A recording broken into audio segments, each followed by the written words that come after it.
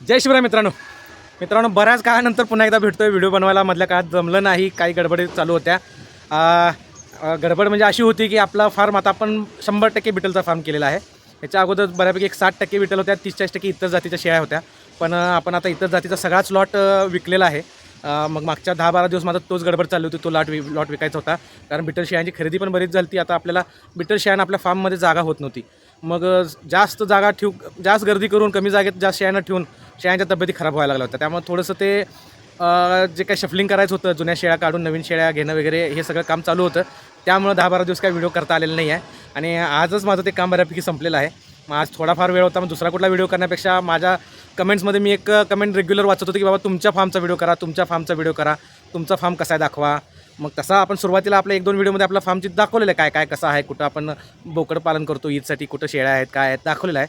आज पूर्ण डिटेलमध्ये दाखवायचा फार्म, पूर्ण आपला फार्म आतून फिरून दाखवणार आहे. सर्व काही एक जनावरसुद्धा दाखवायचा प्रयत्न करणार आहे. आणि बाकी मॅनेजमेंट आमचं खाद्याचं नियोजन कसं आहे, पाण्याचं नियोजन कसं आहे, इतर काही गोष्टी कामाचे नियोजन कसं आहे, काय गोष्टी आम्ही करतो याबद्दल थोडक्यात माहिती देण्याचा प्रयत्न करणार आहे. तर माझी तुम्हाला विनंती आहे की हा व्हिडिओ न चुकता पहा. माझा फार्म ज्यांना बघायचा होता विशेष करून त्यांनी हा व्हिडिओ न चुकता पहा, शेवटपर्यंत पहा. काय करतो, कसं करतो याची माहिती देतो. माझं असं अजिबात म्हणणं नाही आहे की मी 100% जे मी करतो ते एक उत्तम नियोजन आहे किंवा फार चांगलं तेच आहे, तेच सर्वांनी केलं पाहिजे असं नाही आहे. मला जे बरं वाटतं या नियोजनात मी अधूनमधून बदल करत असतो. त्यानुसार जे मला बरं वाटतं त्याच्या पद्धतीनं माझं काम चालू असतं. एखाद दिवस माझी चूक एखादी लक्षात आली किंवा काही जाणकार मंडळी येतात, जसं काय उदाहरण द्यायचं झालं तर आमच्या फार्म शेजारी सायमोते आबा आहेत आमचे, जे मला मार्गदर्शन करत असतात अधूनमधून, किंवा बाकी आमचे परमेश्वर दादा असतील, इतर बरेच शेळीपालक आहेत. आता सगळ्यांची नावं एकाच वेळेला आठवत नाहीत. असे लोक येऊन मला सल्ले देत असतात, त्यांचा सल्ला ऐकत असतो. जुने जाणकार शेळीपालकांचा सल्ला आपण ऐकला पाहिजे आणि त्याच्यानुसार माझ्या शेळीपालनात बदल करण्याचा प्रयत्न मी करत असतो. मग सध्याची काही सिच्युएशन आहे तुम्हाला दाखवतो. आत जाऊन आपला आता फार्म पाहूया. चला तर मित्रांनो, आता आपल्या फार्ममध्ये आलेलं आहे आणि आता प्रत्येक एक कप्पा आणि एक जनावर सांगू. सगळ्यात पहिला आमच्या फार्मचा हिरो गोल्डन. हा आमचा ब्रीडर आहे गोल्डन. काही व्हिडिओमध्ये तुम्ही पाहिला याला. हा पाकिस्तान ब्लड लाईनचा जावर लाईन म्हणून एक प्रसिद्ध लाईन आहे बिटलमधली, त्या ब्लड लाईनचा हा मेल आहे. जावर म्हणून जो एक प्रसिद्ध मेल होता बाग मलिक यांचा, पंजाबमधील एक मोठे शेळीपालक आहेत, त्यांच्या जावर या मेलचा हा मुलगा आहे. त्याला आपण ब्रीडर म्हणून ठेवलेला आहे. तर आपण एक कप्पा पाहू. हा एक कप्पा आमचा साधारण 12.5 फूट बाय 11 फुटाचा आहे. आणि असे आमचे 6 कप्पे आहेत. 1, 2, 3 या बाजूला, 1, 2, 3 या बाजूला, अशा पद्धतीनं आहे. आणि मागंसुद्धा 2 कप्पे बनवता आले असते, पण तिथं थोडे बदल केलेले आहेत. त्या 2 कप्प्याच्या जागेला मी कोंबड्या, देशी कोंबड्या, बदक, गिनी फाऊल, चिनी कोंबडी म्हणतात आपल्या इथं, त्यांच्यासाठी थोडी जागा केली आहे. आणि राहिलेली जागा माझी जी लहान करडं असतात त्यांच्यासाठी, आणि माझं मेडिसिन वगैरे तिकडे ठेवतो. तो कप्पा आपण नंतर आज जाऊन व्यवस्थित पद्धतीने बघूच. आत्ता आपण चालू करू 1 नंबर आपल्या या गाळ्यापासून. असे मी बोर्ड प्रत्येक गाळ्याला बनवले होते, पण माझ्या लाडक्या प्राण्याने सध्या एकाच गाळ्यावर तो बोर्ड ठेवलेला आहे, बाकी ठिकाणी काही ते राहिलेलं नाही. मित्रांनो, गाळा नंबर 1मध्ये आहे. आणि सध्या आमच्या फार्मचा जो हिरो आहे आमचा गोल्डन, तो इथं आहे. गोल्डनची ओळख मागाशीच मी करून दिली. पाकिस्तान ब्लड लाईनचा जावर लाईनचा तो मेल आहे, जावरचा डायरेक्ट मुलगा आहे हा. तसेच इथं ही एक पहिला पाट आहे. तुम्ही पहिला असूनसुद्धा ती सध्या बॉडी स्ट्रक्चरला वगैरे कशा पाहू शकताय. फार काही मीच माझ्या जनावरांचं कौतुक करत नाही आहे. ही दुसऱ्या वेताची शेळी आहे, लोहा मोरकानी, सध्या गोल्डनकडून गाभ आहेत. या कप्प्यातील जवळपास सगळ्या शेळ्या गोल्डनकडून गाभ आहेत. काही नुकत्या वेलेल्या आहेत. ही नुकती वेलेली शेळी आहे, नुकती म्हणजे 2-2.5 महिने झाले, ती अजून गाभ जायची आहे. बाकी सगळ्या गाभ गेलेल्या आहेत. ही आमची स्वीटी आहे, जरा बुजर आहे. आपण तिच्या कप्प्यात आलो की ही बाहेर जाते. ही सुद्धा गोल्डनकडून गाभ आहे. आणि बघू शकता पहिला पाट आहे, कास करायला सुरुवात केलेली आहे. आणि लवकरच आमची स्वीटी वेल बघूया काय देते. इथल्या शेळ्या तर मी दाखवतोच तुम्हाला, पण इथं एक माझ्याकडून एक चूक झाली होती किंवा माझी काही अडचण झाल्यामुळं मला ती गोष्ट करावी लागली. तर ह्या कप्प्यात जवळपास 10 ते 12 शेळ्या एकत्र होत्या बराच काळ. त्यामुळं तुम्ही आता इथं शेळ्या तब्येतीनं पाहू शकता. गाभ शेळ्या आहेत, पण अंगावर अजिबात चकाकी नाही आहे. ह्याच्या शेजारच्याच गाळ्यात बघितला तर तुम्हाला शेळ्या हट्ट्या चकाकी असलेल्या तब्येतीनं चांगल्या दिसतील. ह्या शेळ्या मोठ्या आहेत, मारक्या आहेत, त्यामुळे ह्यांच्यात जास्त संख्या करू शकत नाही मी. ह्या बिचारा गरीब आहेत, त्यामुळे ह्यांच्या इथं मला करावं लागलं नाही इलाजानं. आणि त्या 1-1.5 महिन्यात ह्यांनी तब्येत किती खराब केल्या. प्रत्येक शेळीचं हाड दिसतं इथं. ह्या कप्प्यातील प्रत्येक शेळीचं हाड दिसत आहे. ही एक मोठी शेळी आहे, जरा सध्या गाभ गेलेली आहे, त्यामुळे थोडीशी तब्येत सुधारायला लागल्या. तरीसुद्धा तिच्या मनानं सध्या तिची तब्येत खराब झालेली आहे. ही चूक आहे माझ्याकडून झालेली मित्रांनो, पण नाईलाज होता. त्या नाईलाज असतो ही चूक केली आहे, पण आपण सुद्धा ही धडा घेऊ शकतो. त्यामुळे मी आता माझ्या जे बिट्टल इतर जे शेळ्या होत्या त्या सर्व विक्री केलेल्या आहेत आणि आता फक्त बिट्टल शेळ्या ठेवलेल्या आहेत. हां, अर्थात 1-2 मोजक्या शेळ्या आहेत इतर जातीच्या, कारण त्यांचा थोडा जीव अडकला आहे, त्यामुळे मी ठेवलं. ते सुद्धा मी तुम्हाला दाखवतो, कारण सांगतो.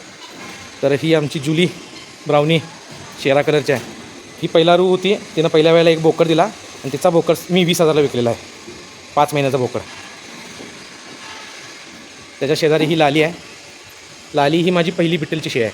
माझ्या फार्मवर सगळ्यात पहिली शेळी आली ती सोजेची होती आणि 2 नंबरला ही लाली आली आहे. बिटलमधली माझी पहिली शेळी म्हटलं तर लाली आहे. आत्ता सध्या लालीसुद्धा गाभ आहे, कास वगैरे केलेली आहे आणि लवकरच येईल. माझ्या इथं तिनं मला 3 वेद दिलेले आहेत आणि माझ्याकडे यायच्या अगोदर एखादं वेद झालं होतं तिचं. या माझ्या पहिला रुपाटी आहेत. अतिशय तब्येतीनं छान झालं त्यावेळेला गाभ गेल्या आणि मागच्या महिन्यात 1.5 महिन्यात माझ्या चुकीमुळे पुन्हा तब्येत खराब झाली. आता आपण यांच्यावर काम चालू केलं आहे. पुढच्या महिन्याभरात तुम्हाला नक्कीच बदल दिसणार आहे. ह्या 3 नंबर गाळ्यातल्या शेळ्यांना मी डॉन म्हणतो, गुंड म्हणतो, कारण सगळ्या मोठ्या माठाच्या शेळ्या आहेत. बिट्टल ज्यासाठी फेमस आहे, मजबूत बांधा आणि एक मोठ्या बांध्याच्या शेळ्या, जणू काय एखादं बोकड आहे असं वाटतं. तर तुम्ही हे बघू शकता, आमची बॉबी. इकडं ह्या 2 शेळ्या आहेत. ही आहे हंसा. आपल्या फार्ममध्ये मित्रांनो सर्व शेळ्यांना नाव आहेत. ही सगुना, ही आकारानं फार मोठी नसली तर दुधाला एकदम चांगली आहे आणि फार आक्रमक आहे. त्यामुळे मी हिला विशेष करून हिरवी वैरण जेव्हा खात असते, ओला चारा आणि संध्याकाळचा भरडा, त्या 2 वेळेला मी हिला बांधून ठेवतो. नाहीतर ही कुणाला खाऊन देत नाही, सगळ्यांना मारून एका बाजूला करते. सगळ्या शेळ्यांना ती एकटी बास आहे. सगळ्या शेळ्यांना ही शेळी एकटी बास आहे. त्यामुळं ह्या 2 ज्यावेळेस हे खात असतात त्यावेळेला तिला बांधून ठेवतो. तेवढ्या 2 ट्रे पुरतंच तिथं दंगा मर्यादित राहतो. बाकीचे इकडे शांतपणे खाऊ शकतात. अशा काही गोष्टी आपल्याला कराव्या लागतात. ही जी ब्लॅक कलरची शेळी दिसते मित्रांनो, ही तारा आहे. आपल्या फार्ममधली एक ब्लॅक कलरची उत्तम फिमेल आहे. नुकतंच हिनं मला एक पाट दिलेली आहे, बघू शकता. बांधायला एकदम मोठी शेळी. तिची पाटसुद्धा दाखवतो, सुंदर पाट दिलेली आहे. आपला 4था कप्पा आहे. याच्यात काही छोट्या पाटी पण आहेत, पहिलारू पाटी आहेत, छोट्याने पहिलारू पाटी आहेत ज्या नुकत्याच गाभ गेलेल्या आहेत. काही मोठ्या शेळ्या पण आहेत. फक्त शांत लोक येत आहेत, फार ह्या कप्प्यात मारामारी नसते, अशी लोक येत आहेत. हा 2रा कप्पा आहे. ही माझी बऱ्यापैकी नवीन खरेदी आहे मित्रांनो. मी जे बोललो नवीन खरेदी झालेली आहे आणि त्यामुळे मला आपला साध्या शेळ्यांचा लॉट विकायला लागला आहे. तर माझ्याकडे ब्लॅक शेळ्या शक्यतो नसतात. मी कलरमध्येच काम करतो, मला कलरमध्ये काम करायला खूप आवडतं. पण सध्या मी बऱ्याच ठिकाणी दौरा केला होता बिट्टल शेळी फार्मला, तुम्ही बघितला आहे. तिथल्या शेळ्या मी दाखवल्या. तर तिथल्या शेळ्या पाहून म्हणा किंवा आणि काय कारण जरा ब्लॅक आवडायला चालू झाले, त्यामुळं थोडी ब्लॅकमध्ये खरेदी केलेली आहे. ही ब्लॅकमधली माझी 2री शेळी आहे. अतिशय उत्तम आहे. आता खात आहे त्यामुळे मी तिचे कान वगैरे दाखवू शकत नाही, पण रेड आईजमध्ये ही शेळी आहे आणि अतिशय उत्तम क्वालिटीची आहे. ही पाट आहे एक, ही सुद्धा पुढे जाऊन छान तयार होणार आहे. ह्या काही 2 शेळ्या आहेत, सध्या गाभ आहेत, नवीन खरेदीमधल्याच आहेत. आणि हा आपला शेवटचा कप्पा.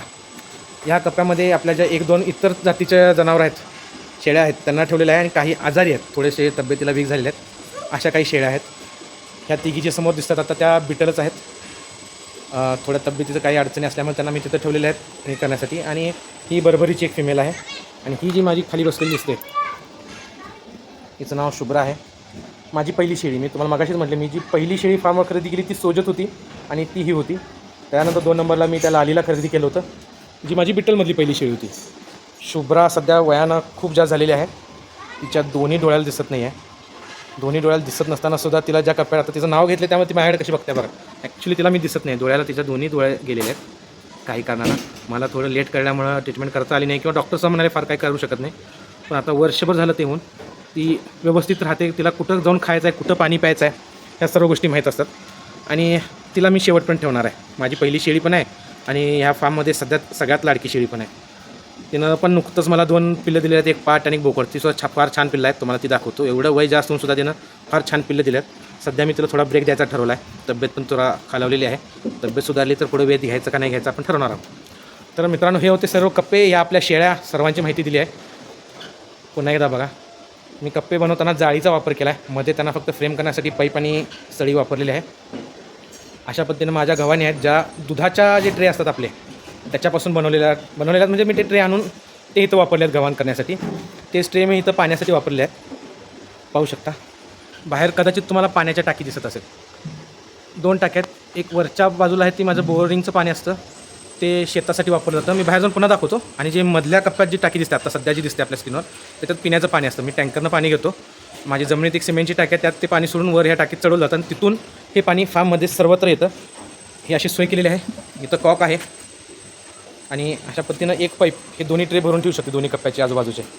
पाणी संपले की भरायचं. उन्हाळ्यात जरा जास्त वेळ यायला लागतं, थंडीत कमी यायला लागतं, पावसाळ्यात आणि थंडीत. तर अशा पद्धतीनं फार्मचं काम चालतं. 4-4:30चा वेळ आहे आणि माझी हिरवा चारा देण्याची वेळ आहे ही सध्या त्यांना घातलेला आहे. सर्वजण खाण्यात व्यस्त आहे. आता बघताय मी इथं फिरतोय बडबडतोय, कुणाचंही लक्ष नाही, सर्वजण खाण्यात व्यस्त आहे. 2 कप्पे म्हटलो मगाशी मी आपल्या करडांचा, कोंबड्यांचा आणि ससे वगैरे पण आहेत, ते दाखवतो तुम्हाला. सर्वात पहिला मी तुम्हाला आमच्या शुभ्राची पाठ दाखवतो. हिचं नाव आम्ही लवली ठेवले. त्याचंही कारण आहे, तिच्या पाठीवर हार्ट शेप बनलेला आहे. आता नीट दिसतोय का नाही माहीत नाही, ती उभारली तर कदाचित कळेल. तर बघा, बघू शकता तिच्या पाठीवर हार्ट शेप आहे. ही लवली आमची शुभ्राची मुलगी आहे. शुभ्राचीच आमच्या जी माझी सगळ्यात वयस्कर सर्वात पहिली शेळी तिचं सांगतो आहे. हा बोकड आहे तिचा, रॉकी नाव ठेवल्याचं. लवली आणि रॉकी हे आत आले की सोडत नाहीत मला अजिबात. एक बिटल शेळी वेलेली आहे नुकतीच, तिची ही 2 पिल्लं दिसतात. आणि जी मी तारा शेळी म्हणजे ब्लॅक कलरची एकच पाठ दिली, तिची ही पाठ आहे खुशी. ही सर्वात वयानं लहान आहे ह्या 5 पिल्लांमध्ये. आत्ता लहानमध्ये माझ्याकडे ही 5च करत आहेत. इथं मित्रांनो माझं मेडिसिन वगैरे ठेवलेलं असतं. माझ्या शेजारी फॅक्टरी आहे मित्रांनो, तिथून फार धुराळा येतो, त्यामुळे हे तुम्हाला आता थोड्या जाळ्या वगैरे दिसत असतील.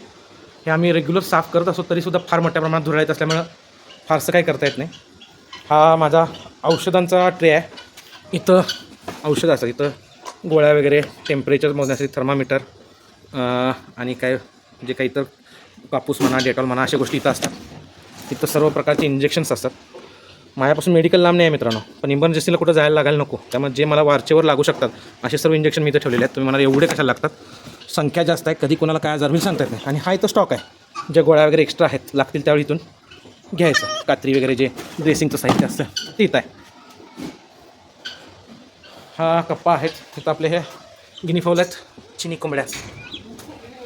इथं मगाशी देशी कोंबड्या पाहू शकला असता, इथं देशी कोंबड्या आहेत. आता देशी कोंबड्या फार कमी झाल्यात माझ्याकडे काही कारणामुळं. माझ्याकडे 60 ते 70 देशी कोंबड्या होत्या पहिला. बाहेर बदक असतील,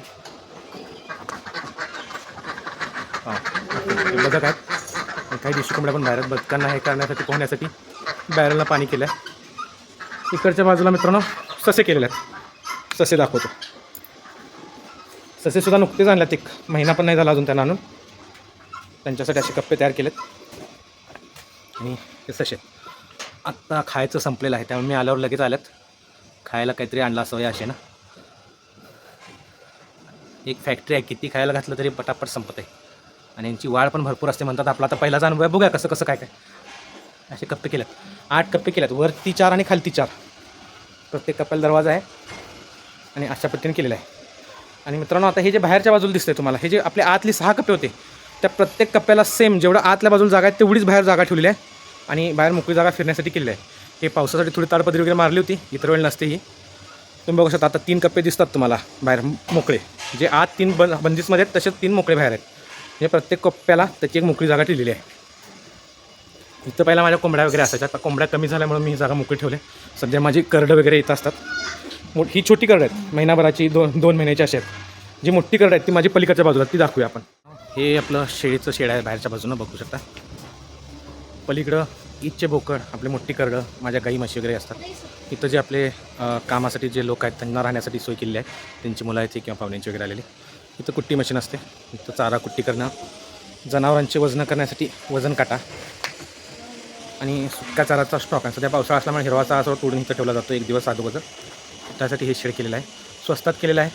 प्लॅस्टिक आपलं ताडपत्री वापरून, फार खर्च त्याच्यावर मी आत्ता केलेलं नाही आहे सध्या. आणि इकडच्या बाजूला दाखवतो. तुम्हाला आठवत असेल आपलं आजोलाचं शेड होतं जे उन्हाळी पावसात, वळवाच्या पावसात पडलं होतं, ते पुन्हा तयार करायचं काम चालू आहे. फक्त जरा धीम्या गतीनं चालू आहे करायचं. कामं फार लोड असल्यामुळे होत नाही. हा मुरघास आणला होता उंदरांनी, निम्मा नाही, थोडाफार वरचा चांगला वापरला आहे, खालचा खराब झालेला आहे. उंदीर फार त्रास देतात, त्याच्यावर मी उपाय बघतो. ही एक खोली आहे, एखादा एक्स्ट्रा कामगार आला तर, किंवा सध्या मी खुराक ठेवण्यासाठी आपले जे गहू मका जे काय खुराक आहे ते ठेवण्यासाठी इथं त्याचा वापर करते खोलीचा.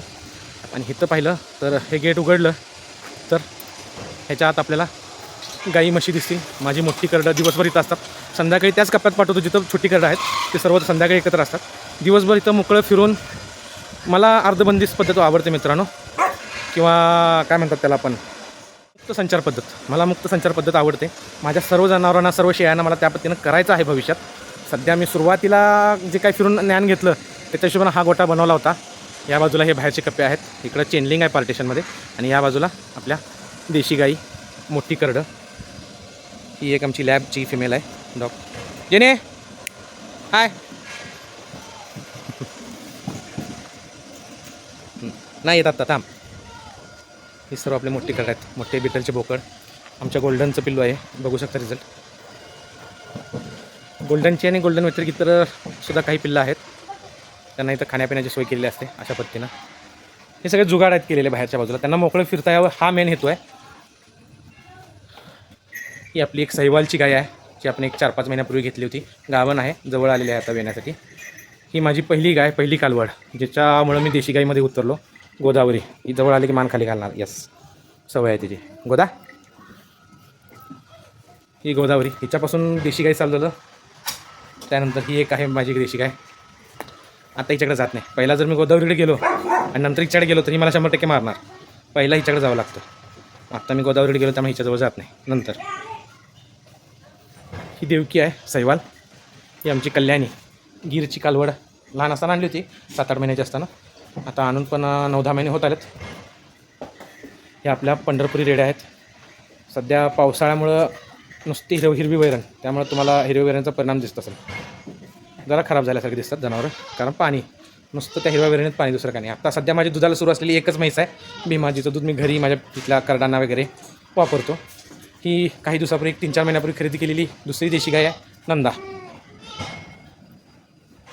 अशा पद्धतीनं सध्या देशी गाई व म्हशींचा एवढा काय असेल तो आपला काय म्हणतात गोटा आहे. सध्या एवढी संख्या आहे. आता तुम्हाला दाखवतो आपलं ईदचे कुर्बानीचे बोकड. हे मी मागं आपल्या ईदचा व्हिडिओ केला होता ईदच्या बोकडांचा. त्यावेळेला दाखवलं होतं की इथं पत्रा मारला आहे, बाहेरच्या बाजूला त्यांना मुक्त संचार ठेवले. सध्या पावसाळा असल्यामुळे थोडी जागा वाढवून मिळावी, कोरडी जागा, त्यामुळे हा ताडपत्री केली आहे. हा अजून एक आपला बोकड आहे ब्रीडिंगसाठी ज्याला आणलेला आहे, कारण शेळ्यांची संख्या वाढल्या, गोल्डनवर सगळा लोड देऊन चालणार नाही आहे. याला मी आज जाऊन दाखवतो, एकच मिनिट. हे सर्व माझे ईदचे बोकड आहेत, कुर्बानीला जे विकणार आहेत बकरी ईदला. ह्यातले बऱ्यापैकी खस्सी केलेले आहेत, काही अंडीला आहेत. हा एक बोकड नवीन खरेदी केलेला आहे. एक वैशिष्ट्य आहे, मी तुम्हाला ईदच्या वेळेला दाखवेन. आत्ता मी थोडक्यात दाखवतो, जर कोणाला लक्षात आलं तर आलं, नाही तर मी नंतर सांगेनच. हे सर्व आहेत. आत्ता मी सध्या यांच्यावर फार काही मेहनत घेत नाही आहे. नॉर्मल खुराकवर ठेवलेला आहे, नॉर्मल चाऱ्यावर ठेवलेला आहे. ज्यावेळेला ईद जवळ येईल त्यावेळेला मी यांचा भरडा वगैरे वाढवणार. नाही तर तुम्ही म्हणाल ईदला विकणार आणि तब्येतीचं चांगल्या दिसत नाही. मुद्दाम ईदच्या बोकडांच्यावर वर्षभर खर्च करून काय उपयोग नसतो आहे. शेवटच्या काळातच खर्च करावा, त्याच्यात ते रिझल्ट पण देतात आणि आपल्या कमी खर्चात चांगले बोकड तयार होतात. त्यांना पाहू शकता खाण्यासाठी अशा गव्हाणी इथं ठेवलेल्या आहेत. 3 ते 4 गव्हाणी आहेत इथं जवळपास. हा आपला खोंड आहे आणि आपला हा ब्रीडर आहे. ह्याला शेवट दाखवतो. अजून आपल्या कालवडी 2 आहेत. एक आपली सहिवाल गाय आहे, तिची कालवड आहे ही देवयानी, ही जी दिसते ती. आणि ही जरा आमची लाडकी असलेली गौरी आहे, जी मगाशी शेवटला मी माझी देशी गाय दाखवली खिल्लारची नंदा, तिची मुलगी आहे. तिला पहिल्या मालकाने किंवा त्यांच्या डॉक्टरांच्याकडून चुकून गीरचं सिमेंट भरवलं होतं, त्यामुळे ही गीर क्रॉस खिल्लार अशी ती जन्माला आलेली आहे. पण दिसायला इतकी देखणी आहे, मला फार आवडते, माझी लाडकी आहे. पण तिला आता हाक मारली तर येणार नाही माझ्याकडे, कारण हातात कॅमेरा आहे. आणि आता आपण आपला हा ब्रीडर दाखवूया. हाला आता मागचा सप्टेंबर महिना गेला मित्रांनो, त्यात गोल्डनला आणि ह्याला बरंच काम होतं, कारण बऱ्याच शेळ्या हिटवर आल्या होत्या आणि त्यामुळे थोडेफार तब्येतीत हे खराब झाले, थोडेफार झाल्यात, फारसे नाही, कारण कंटिन्यू शेळ्या भरवल्यामुळं. त्यामुळे आता रेस्टसाठी त्याला मी तर ईदच्या बोकडांच्या बरोबर सोडले. थोडे रेस्ट द्यायची, शेळ्यांपासून जरा लांब ठेवायचं, त्याची तब्येत पुन्हा चांगली करायची. अशा पद्धतीनं 2 ब्रीडर आहेत, शेळ्या आहेत. इकडं ईदची बोकडांचं कप्पा आहे, ज्याच्यामध्ये सध्या मी हे मुद्दाम कोंड आणि कालवड सोडत, कारण त्यांना स्वनिवान फिरता यावं. तर हे फार्म होता आपला, सर्व फार्मची माहिती दिली मित्रांनो. आता तुम्हाला मी इथलं नियोजन पण सांगतो. तर मग मित्रांनो, कसा वाटला फार्म? परफेक्ट नसणारच आहे, मलासुद्धा माहिती आहे. परफेक्ट कुणीच असू शकत नाही. प्रत्येकाला त्याच्या अडचणी आहेत, काही लिमिटेशन्स आहेत. त्याच्यातून मार्ग काढत आपल्याला आपलं शेळीपालन पुढे न्यायचं असतं. तसाच माझा सुद्धा प्रयत्न चालू आहे. संख्या फार जास्त आहे, तर सांभाळत मी आपले यूट्यूबचे व्हिडिओ करत असतो. कारण एक हौस आहे किंवा एक दुःख आहे की बाबा सुरुवातीला मला खूप त्रास झाला आहे, नुकसान झाले आणि बऱ्याच लोकांच्याकडून फसवणूक झालेली आहे, बऱ्याच काही गोष्टी झालेल्या आहेत. मग ते इतर कोणासोबत होऊ नयेत, त्याच्यासाठी काहीतरी करायची इच्छा होती, म्हणून हे यूट्यूब चॅनल चालू केलं. दुसरा काही हेतू नाही आहे. यूट्यूब चॅनलमध्ये काही लोकांचं असं म्हणणं आहे, मी एक मध्ये सदर चालू केलं होतं की फार्म तुमचा आणि चॅनल आपले. त्याच्यावर खाली कमेंट होती एकाची, बरं आहे तुम्हाला कुठं न जाता एका जागेला बसून व्हिडिओ मिळतात, पैसे कमवता. यूट्यूब चॅनलचे पैसे फारसे नसतात. कधीतरी मी माझा स्क्रीनशॉट दाखवेन. आत्तापर्यंत आपले जवळपास एक 30-40 व्हिडिओ झाले असतील आरामात, मी मोजलेले नाही आहेत. तुम्ही जाऊन पाहू शकता किती झालेत, काय झाल्यात. तेवढ्या व्हिडिओमध्ये 1100 का 1200 रुपये यूट्यूबकडून आलेले आहेत. माझ्या खात्यात अजून आलेले आहेत. ते काहीतरी $100 झाल्याशिवाय परत ते येत नाहीत म्हणे. त्यामुळं शेळीपालनचे व्हिडिओ बनवण्यात पैसे नाही आहेत मित्रांनो. कितीही मोठा चॅनल असला तरी मला काय वाटत नाही फारसं मिळत असतील. रणेर सर आहेत, अनुभव आहेत, त्यांच्याशी काय माझं बोलणं झालं नाही आहेत, पण फार अनुभवी सर आहेत, त्यांचं चॅनल पण मोठा आहे. त्यांनासुद्धा माहीत असणार आहे, ह्याच्यात एक आवड आहे, त्यांनासुद्धा आवड आहे, कळकळीनं माहिती सांगत असतात. आणि माझासुद्धा तोच प्रयत्न आहे की बाबा आलेले आपल्याला जे अनुभव आले ते इतरांना येऊ नयेत, किंवा अयशस्वी जे व्हायचं प्रमाण आहे लोकांचं ते कमी असावं. त्यामुळे मी चॅनल चालू केला आहे आणि एवढी मोठी संख्या सांभाळत मी काम करत असतो. त्यामुळे आपल्या व्हिडिओची संख्या जरी कमी असली तरी जास्तीत जास्त चांगले व्हिडिओ देण्याचा प्रयत्न करतो, जास्तीत जास्त फार्मला भेट देण्याचा प्रयत्न करतो, त्यांची माहिती देण्याचा प्रयत्न करतो, त्यांच्याकडून त्यांचे अनुभव जाणून घेण्याचा प्रयत्न करत असतो. मित्रांनो, फक्त तुमचा प्रतिसाद अपेक्षित आहे. तुम्ही चांगला प्रतिसाद द्याल. अजून तरी म्हणावा तसा प्रतिसाद नाही आहे आपल्या चॅनलला. ठीक आहे, कारण आवडेल त्यावर प्रतिसाद येईलच. मित्रांनो, आता फार्म पाहून झाला आहे. आता मी माझ्या खाद्याचं नियोजन सांगतो. माझ्या इथं 2 वेळा चारा दिला जातो. सकाळी सुका चारा असतो, ज्याच्यामध्ये मी तूर भुस्सा, हरभरा भुस्सा आणि क्वचित सोयाबीन भुस्सा असं जे काय अवेलेबल असेल, कमी रेटमध्ये मिळेल किंवा ज्याचा स्टॉक मला जास्तीत जास्त करून ठेवता येईल अशा गोष्टी मी वापरत असतो. सकाळी 10:30-11 दरम्यान तो चारा पडतो. दुपारी 4-4:30 वाजता तोपर्यंत शेळ्या ते सुका चारा खाऊन रवण करत बसलेला असं दुपारी 4-4:30 वाजता हिरवा चारा कुट्टी करून त्यांच्या ट्रेमध्ये पडतो. आता तासभर ते खातात निवांत, 1-1.5 तास जातं त्यांना त्याच्यात खाण्यात. ते खाऊन झालं की 7:30च्या आसपास, 7 ते 7:30च्या आसपास त्यांना खुराक दिला जातो. आणि खुराक माझा एकच टाईम असतो. ज्या गाभण शेळ्या आहेत त्यांना मी 2 टाईम खुराक देतो. ही माझी पद्धत आहे. मी खुराक भिजवून देतो. मी त्याच्यावरसुद्धा रील वगैरे बनवलेले आहेत, कशा पद्धतीने भिजवतो वगैरे. आत्ता जर भिजवलेला असला तर मी तुम्हाला दाखवायचा प्रयत्न करेन. बघतो खुराक आहे का सध्या भिजवलेला. मी भिजवून देतो खुराक. सगळ्यांना 1 टाईम असतो, गाभण शेळ्यांना 2 टाईम असतो. आणि खुराकमध्ये थोडा अदलबदल चालू असतो. एकच कॉन्स्टंट खुराक असं होत नाही मित्रांनो. जे काही अवेलेबल आहे, काही वेळा काही गोष्टी मिळत नाहीत, काही गोष्टी महाग होतात, त्याच्यानुसार मी बदल करत असतो. आजोला सध्या माझा शेड पडल्यामुळं आजोलाचं नुकसान झालेलं आहे, नाहीतर आजोलासुद्धा मी माझा खुराकमध्ये असायचा आणि लवकरच तो पुन्हा मी चालू करतो आहे. तर खुराकमध्ये मुख्यतः मका, गहू, अगदी थोड्या प्रमाणात तांदूळ असतो. बरेच लोक तांदूळ देऊ नका म्हणतात, त्यांच्या ठिकाणी ते बरोबर आहेत. पण काही लोक माझ्या जवळपासचे कर्नाटकातले वगैरे फार्मवाले तांदूळ देतात आणि त्यांना चांगले रिझल्ट आहेत. त्यामुळे अगदी कमी प्रमाणात टोटल खुराकाच्या 10% आसपास मी तांदूळ घालतो. तांदूळ देतो. डाळीच्या वेगवेगळ्या डाळींच्या चुन्या असतात, हरभरा डाळ, उडीद डाळ, कधी गरज पडते तूर डाळ. तुरीचा भुस्सा असल्यामुळे तूर डाळीची चुनी फार घेत नाही मी. हरभरा डाळ आणि उडीद डाळ जोर असतो माझा. छोट्या करडांना शेंगदाणा पेंड वगैरे असते. इतर शेळ्यांना वगैरे पण पेंड असते. ती मग तीळ पेंड, लाकडी घाण्या माझ्या घराजवळ आहे, त्यातून मला जे अवेलेबल होईल, तीळ पेंड होते, खोबरा पेंड होते, जे काय अवेलेबल होईल कमी दरात ती पेंड मी वापरत असतो. इतर शेळ्यांना, गाभण शेळ्यांना पण शेंगदाणा पेंड असते, गरज वाटली तर गोळी पेंड आणतो मी त्यांच्यापुरतं, बाकी जास्त कुणाला काही देत नाही. अशा पद्धतीनं खुराकाचं नियोजन असतं. कामाचं नियोजन म्हटलं तर जास्तीत जास्त माझ्या इथलं काम लेबर ठेवलेले आहेत, ते बघतात. सकाळी उठून त्यांचं झाडलोट करणे, रोज दिवसातून एकदा माझं शेड झाडलं जातं.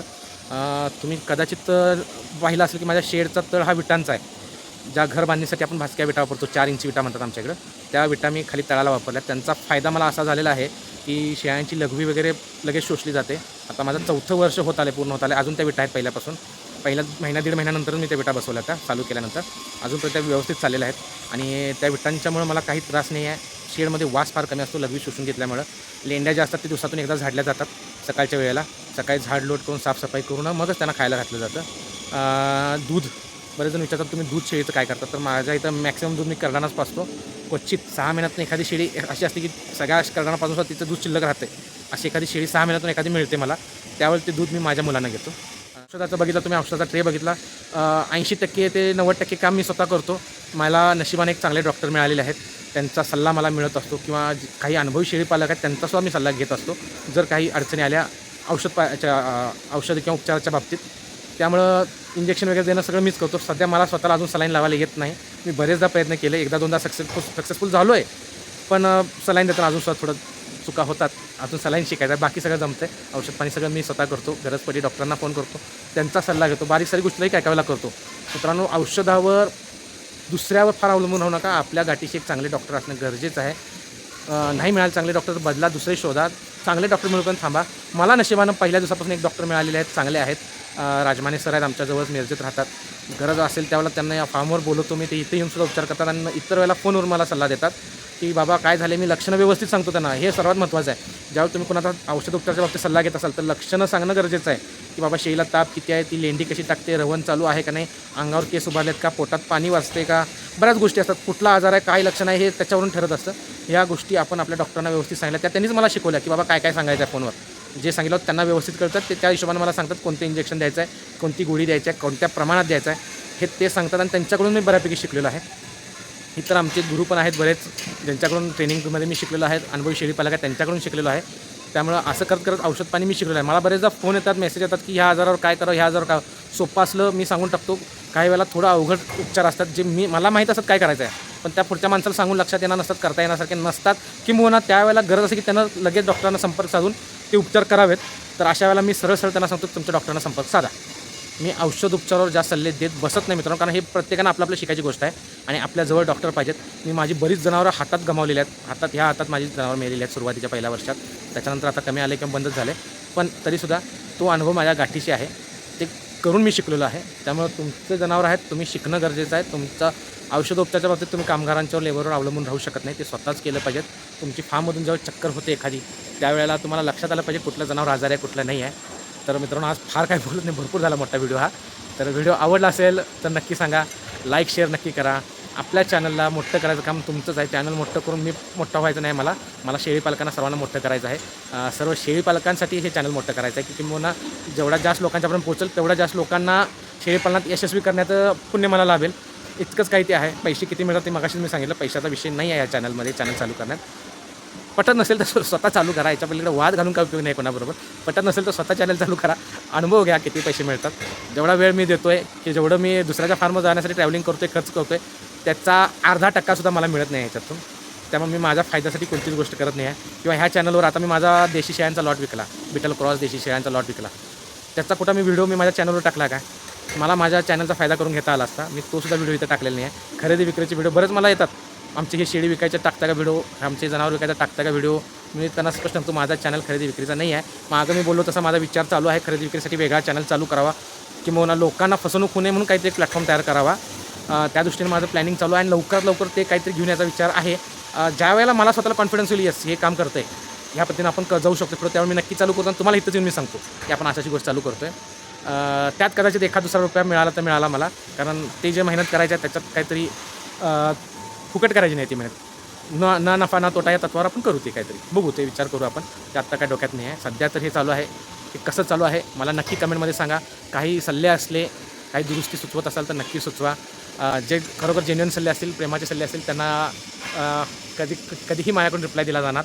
त्यांना खरोखरच ते महत्त्वाचे आहेत माझ्यासाठी, त्यामुळे नक्की करा रिप्लाय. तर भेटूया मित्रांनो पुढच्या व्हिडिओमध्ये. जय हिंद, जय महाराष्ट्र.